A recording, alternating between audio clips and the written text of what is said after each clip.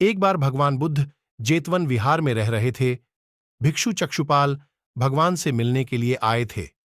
उनके आगमन के साथ उनकी दिनचर्या, व्यवहार और गुणों की चर्चा भी हुई। भिक्षु चक्षुपाल अंधे थे।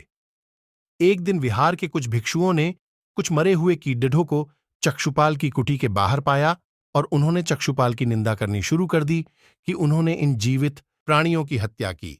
भगवान बुद्ध ने निंदा कर रहे उन भिक्षुओं को बुलाया और पूछा कि क्या तुमने भिक्षु को कीड़े मारते हुए देखा है? उन्होंने उत्तर दिया, नहीं। इस पर भगवान बुद्ध ने उन साधकों से कहा कि जैसे तुमने उन्हें कीड़ों को मारते हुए नहीं देखा, वैसे ही चक्षुपाल ने भी उन्हें मरते हुए नहीं देखा और उन्होंने कीड़ों को जानबूझकर नहीं मारा है, इसलिए उनकी भर्त्सना करना उचित नहीं है। भिक्षुओं ने इसके बाद पूछा कि चक्षुपाल अंधे क्यों हैं? उन्होंने इस जन्म में अथवा पिछले जन्म में क्या पाप किए? भगवान बुद्ध ने चक्षुपाल के बारे में कहा कि वे पूर्व जन्म में एक चिकित्सक थे। एक अंधी स्त्री ने उनसे वादा किया था कि यदि वे उसकी आंखें ठीक कर देंगे तो वह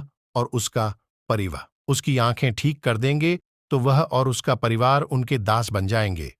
स्त्री की आंखें ठीक हो गईं, पर उसने दासी बनने के भय से यह मानने से इनकार कर दिया।